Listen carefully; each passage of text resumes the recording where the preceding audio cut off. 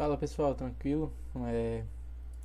Hoje a gente vai pegar algumas curiosidades aqui do JavaScript, né? Por baixo dos panos. Para quem nunca pesquisou, hoje a gente vai falar sobre Event Loop. Então, escrever assim. Basicamente é como o Node.js ou o JavaScript, tanto faz, funciona por baixo dos panos. Então, vou falar a diferença de código async e sync, promessas, o await, a ordem que o código é executado, como o JavaScript ele lê o código, interpreta e sabe qual a ordem que ele vai executar. Então é algo mais para você saber a ferramenta que você trabalha por baixo dos panos, além do convencional ali, você escrever await, porque você sabe que tem que escrever, entendeu? Então aí você tem que saber o porquê usar, para depois você vai ter noção de quando usar e não no automático. Então ele vai te tornar um desenvolvedor melhor. E é igual você andar de carro. O melhor piloto não vai ser aquele que saiu da autoescola, mas o cara mais velho, que sabe como que o carro funciona. Então é uma analogia burra, mas é isso, vamos começar. Vamos começar aqui fazendo alguns exemplos. E vocês vão ver na prática. A gente vai instanciar o Express aqui. Express. Então o Express é uma biblioteca, microframework, sei lá como falam, para facilitar as conexões HTTP, tá? Então a gente vai criar o listen aqui. A gente vai colocar na porta 3000, tá?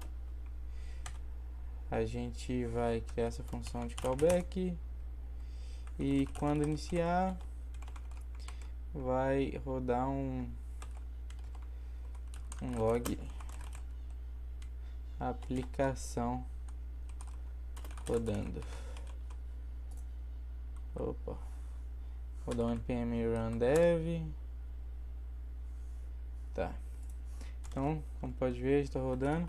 Aqui a gente vai fazer só uma rota simples, só para ver se tá rodando mesmo. Então a gente vai ter aqui um rec, um res, e a gente vai mandar um res.json, que a gente vai ter uma message que vai vir dentro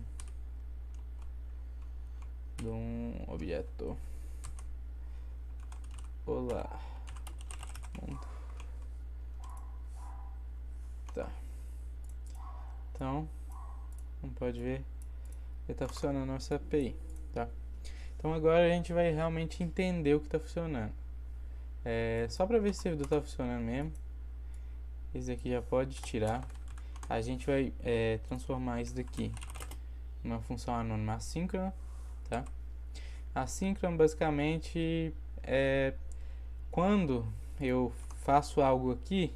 Então, por exemplo, eu recebo um get aqui, mas eu preciso de um recurso que é chamado aqui embaixo, mas ele está fora dessa rota.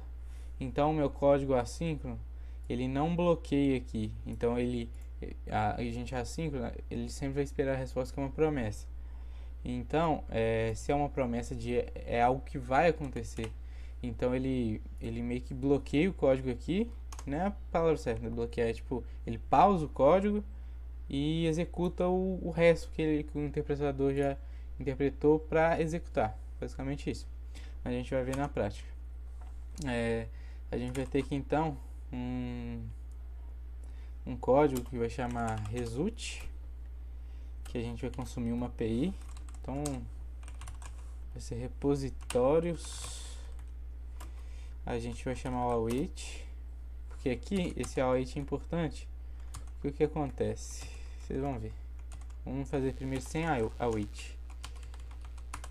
Então a gente vai consumir essa API aqui, que basicamente é a API gratuita do GitHub para pegar os repositórios, tá? E aqui a gente vai pegar, né, o resultado. Então a gente vai mandar um res.send que vai mandar repositórios.json. Vamos mandar assim o await antes. Isso. Tá, acho que é isso. Então se a gente voltar aqui, repositórios.json is not a function. Vamos tirar daqui. Só meter aqui.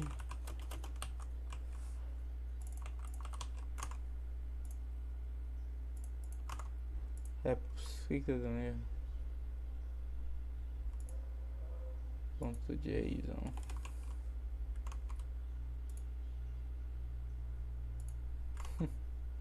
Ué. Tá, o problema aqui vai ser que eu tô tentando forçar o erro com o await, sem o await, mas acho que não vai dar. Acho que só vai dar sem esse daqui. É isso mesmo. O fetch ele sempre vai precisar do await. Então, se eu tirar ele aqui, que o fetch ele sempre vai retornar uma promise. Então, se eu não colocar o await aqui, ele não interpreta como se fosse o fetch mesmo. Então aqui, o que está acontecendo? Aqui não tem o await, correto? Então eu não vou conseguir pegar os dados. Por quê? Porque é uma promise. Então, lembra do que eu falei? Ele não executa instantaneamente. Então ele pega, ele executa a parte do fetch, ele espera a resposta vir e só depois ele volta, pega a resposta e entrega. Então, se eu não colocar o await, ele nunca vai esperar essa resposta. Ele vai simplesmente terminar o código. Então, se eu colocar o await, ele vai aguardar e vai esperar. Então, é isso. Então, a gente entendeu isso, beleza? Mas falta uma coisa. E se a gente quiser... a gente já entendeu, né, o async e o sync. Mas se a gente, por exemplo, a gente quisesse ver isso no console, como que ele é executado. Então a gente pode tirar o express aqui já. A gente vai fazer tudo agora no console.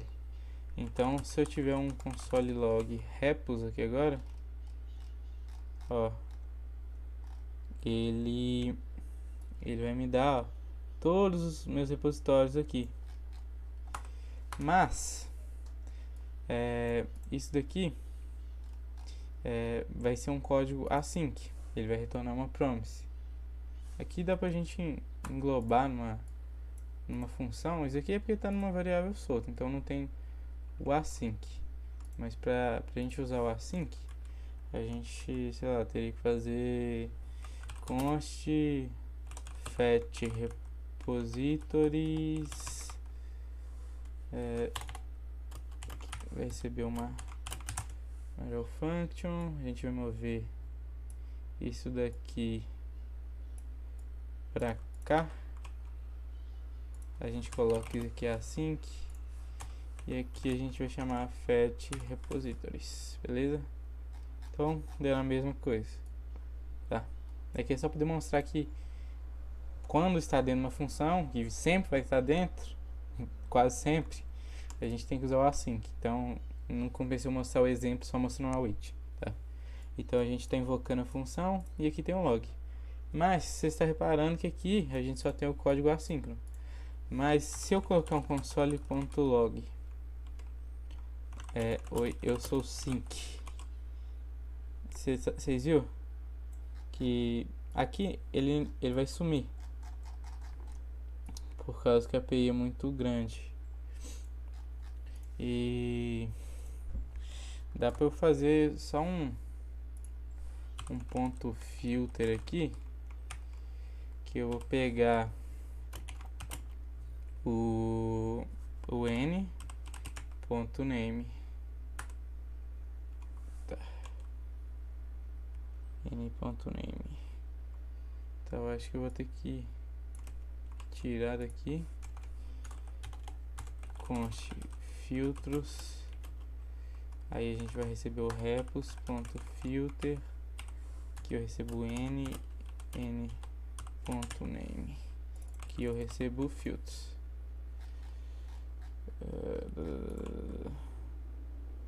Tá, filtros n.name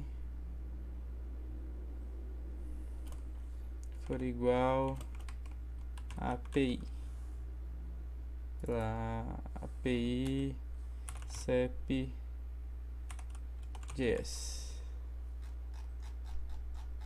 Tá. Aqui o que eu fiz basicamente? Eu filtrei só o repositório. Aqui eu tirei daqui, né? Mas eu só filtrei o repositório que vem na resposta, que contém a resposta name, que tem o api.cep.js. Traço, né? E aqui a resposta vai ficar mais fácil. Então, apesar você está vendo, o console log ele está depois da função e ele está sendo executado antes. Então, isso aí é o que a gente chama de event loop do JavaScript. Então, o que o interpretador faz? Ele desce no código do JavaScript, ele lê tudo assim de cima para baixo, ele pega todas as regras e vê todos os códigos síncronos que podem ser executados antes do assíncrono. E geralmente sempre o código síncrono ele vai ser executado antes do assíncrono, mas tem alguns casos que tipo assim não vai. Por exemplo, se isso daqui fosse uma promise com ponto .dem e eu chamasse o console log depois, acho não, tenho certeza que não daria. E é isso. Aqui agora a gente vai dar outro exemplo do event loop. Então eu vou ter aqui uma função, de novo, que basicamente a gente vai retornar uma promise. Então a gente vai retornar new promise. Aqui a gente vai receber dois parâmetros, então o resolve e o reject. Então se deu certo e se não deu certo. Se a promise ela for resolvida, então eu quero dar um console.log,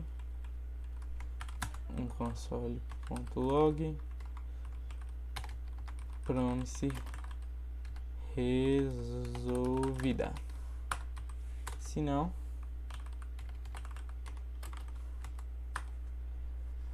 console.log promise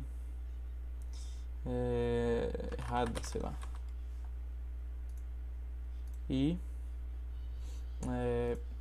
agora a gente vai invocar a função, a gente vai chamar o ponto .dem, que vai pegar um desses dois, tá? Então ele vai pegar a resposta e ele vai dar um console.log na resposta, tá? Então ele está executando tudo, porque o resolve ele vai sempre ser, tipo assim, não tem uma condição aqui. Aqui a gente teria que fazer assim, sei lá,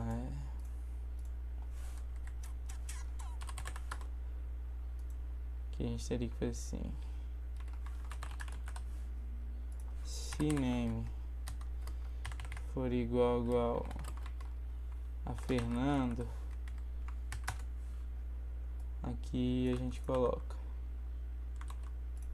se não, a gente vai rejeitar, beleza? Se não for, vai dar um promise errada e vai dar o erro. Mas a gente tem a opção de colocar o cat para a aplicação não travar e dar um console.log promise, sei lá, vamos dar um nome descritivo, né? Nome não é igual a Fernando, beleza? Então a promise errada, o nome não é igual a Fernando, então não caiu, beleza? Então se eu ainda chamar aqui o console.log aqui embaixo de, sei lá, Gustavo. Então, como você pode ver, ó, promise foi errada, o nome não é igual a Fernando e o nome é Gustavo. Mas você tá vendo que ela tá no meio, e eu falei que código síncrono é sempre executado antes de assíncrono. Sim, mas como aqui não é uma API, é só uma promise simulada, o JavaScript ele vai ter a ordem de execução, então sempre vai prezar por isso. Então, se o código está na frente dele aqui, então antes dele, ele vai ser executado antes, porque aqui é quando a promessa já foi executada. Então tem que chamar antes da promessa executada, se eu quiser que ele seja executado antes de tudo, beleza? Tem essas regrinhas, porque não adianta eu chamar um código síncrono depois do assíncrono, sendo que esse assíncrono aqui, ele já vai ter sido executado e completo, porque se está no ponto DEM é porque aqui já tudo já foi resolvido, beleza? Então, esse aqui é o event loop. Em alguns casos, o síncrono ele vai ser executado antes, mas no final de uma promise, por exemplo, ela não vai ser executada porque eu estou executando um console.log depois da promise ser completa, então não faz sentido nenhum. E aqui, ó, se eu colocar Fernando, se o name for igual a Fernando, promessa resolvida, ele dá um undefined, porque a gente não está fazendo nada com o valor, tá? Então ele não cai nesse erro aqui, tá? E é isso. Por exemplo, se eu colocar aqui dá pra colocar aqui o parâmetro de erro também. Dá para fazer um outro ponto DEM aqui, então promise aceita outro tipo de parâmetro. Dá para fazer ir formatando toda a resposta. Então essa basicamente é a ordem. Agora a gente vai dar um exemplo de promise e com set timeout, tá? Então deixa eu pensar em algum exemplo. Então pra gente, por exemplo, tirar esse undefined, a gente tem que passar um valor direto por resolve. Então a gente tem que, por exemplo, deixar aqui promise resolvida e deu certo, por exemplo. E aqui promise errada e deu errado. Porque a promise ela precisa do valor, ó, direto. E basicamente é isso. Então, se caiu no nome igual a Fernando, que é a função que a gente chama aqui, a promise vai ser resolvida. Se não vai ser resolvida, vai dar errado. E ela vai cair aqui no catch. E ela vai executar o erro, que é o deu errado, que é o segundo parâmetro, beleza? E aqui falando mais de event loop, que é a ordem de macro e micro tasks, tá? Então, o que seria isso? A gente vai ter um console.log aqui, que vai executar Gustavo, tá? A gente vai ter um antes um set interval, que vai receber um callback que a cada 200 milissegundos ele vai executar um console.log com a mensagem oi. Parou. E a gente vai receber também a gente coloca aqui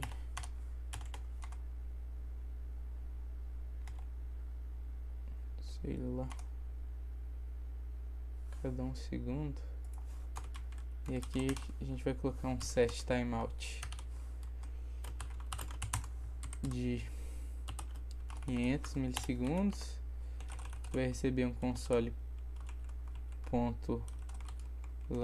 de timeout. aqui a gente vai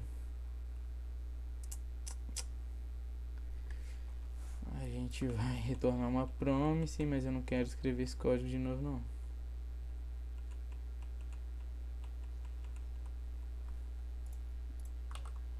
Vamos chamar esse códigozinho lindo aqui. Vou deixar ele aqui. E agora a gente vai ver a ordem, tá? Então, ó,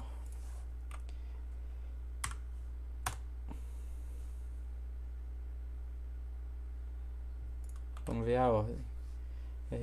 Apesar desse código aqui estar na frente, que são macro tasks, e esse daqui foi o primeiro código executado.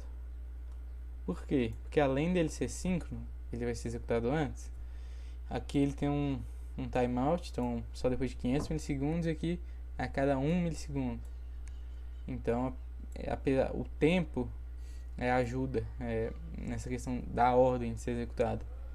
E por segundo, a promise foi resolvida, sendo que a promise ela tá aqui embaixo e esses aqui ele está, então o último código está sendo executado em segundo, sendo que esses dois primeiros eles estão no começo, tá? E isso daqui é porque, apesar dele ser uma promise, ele vai ter vantagem porque ele é uma microtask. Então meio que ele tem uma prioridade maior no call stack do Node, tá? Basicamente isso. Então se eu descer aqui para 100 milissegundos e eu abaixar, vai continuar a mesma coisa. Por quê? Porque o tempo aqui, ele não vai mudar em nada. Ó. Caralho, foi rápido, hein? Ó, Gustavo, pronto, ser resolvida. E aqui. Por quê? Porque é igual eu falei. Aqui a gente tem a macrotask. Então, macrotask. E aqui é uma macrotask. Aqui vai ficar o stack. Microtask. Esse daqui vocês podem pesquisar os termos depois, se aprofundar, que eu não sou a melhor pessoa para explicar esse tipo de termo. Mas até aqui é microtask também, tá? Então o que acontece? O Node, ele antes dele executar o código, tipo assim, ele não lê o timeout e ele executa o timeout. Ele lê o intervalo, ele executa o intervalo. O que ele faz? Ele lê todo o código, isso daí muito rápido, né? Porque, ó, até eu ler isso aqui, não deu. Ele não é um humano, ele é um interpretador. Então ele consegue fazer isso aqui muito rápido. Então ele é inteligente o suficiente para alocar na memória dele como a gente vai interpretar e executar isso. Então quando é macrotask, ele vai ser o último a ser executado na executado é foda, né? Na prioridade do Node. Então é macrotask, ele vai ser o último a ser executado. Código sync, prioridade máxima. Então ele sempre vai executar o código sync se você chamar ele na ordem correta. Se eu chamar ele aqui embaixo, antes da prompt ser resolvida, vai continuar. Caramba, vou dar um clear nesse terminal aqui. Ele vai continuar do mesmo jeito. Mas se eu chamar ele depois da prompt ser completa, e eu subir aqui de novo, ele vai estar em segundo. Porque apesar dele ter a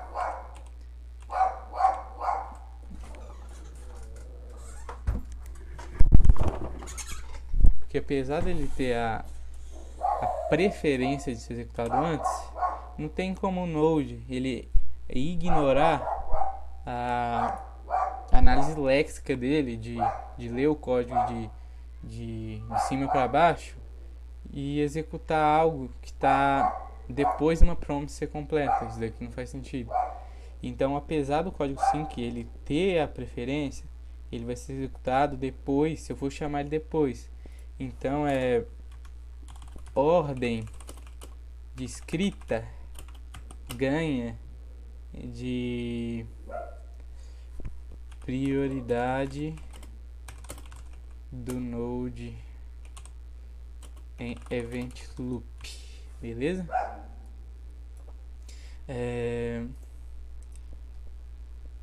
Então, voltando a explicar, isso aqui é macrotask, então isso aqui vai ser o último na ordem de prioridade, apesar de eu chamar com tempo, sem tempo, vai ser o último. Isso aqui são microtasks, então para o Node, Promise, Await, Async, vai ser o segundo na prioridade, em código normal, assim, tipo código de API, código realmente não tem nada estratosférico, a gente não está usando métodos totalmente desconhecidos, de baixo nível, então a gente está usando JavaScript do trabalho normal, então a prioridade dele vai ser sempre essa, então microtask em segundo, código sync em primeiro, e aqui também faz parte do código da Promise. Então, como vocês podem ver, esse código aqui, esse daqui vai ser o último a ser executado, o penúltimo, quer dizer, porque ele está ganhando desse daqui na vantagem da análise léxica que eu falei. Acho que é análise léxica que eu falo mesmo. Se eu estiver errado, alguém corrige. Mas, por exemplo, se eu colocar ele aqui antes do set timeout e eu dar um clear, o oi, miséria. O oi, como você pode ver, ele vai vir antes, ele vai dar o timeout e vai continuar ditando oi. Por quê? Os dois são macrotask, então a prioridade vai ser do que vem antes, que é a parte que eu falei da ordem de execução. Então ele leu todo o código, ele já dividiu como ele vai dividir a execução do código. Ele viu que tem duas macrotasks, qual que ganha a que está primeiro. Então isso aí é óbvio. É a mesma coisa de eu tentar dar um const user e eu dar um if se não tiver user, não tem user, tá? Beleza? Por quê? Ele não vai conseguir executar isso aqui, porque tá vindo depois, tá? Então a gente tem que colocar ali antes. E você vai chamar Gustavo, tá? Se não tiver user, console.log não tem user, beleza? Ó, aqui a gente vai colocar aqui, peraí, vamos tirar isso aqui, senão a visualização vai ficar muito ruim.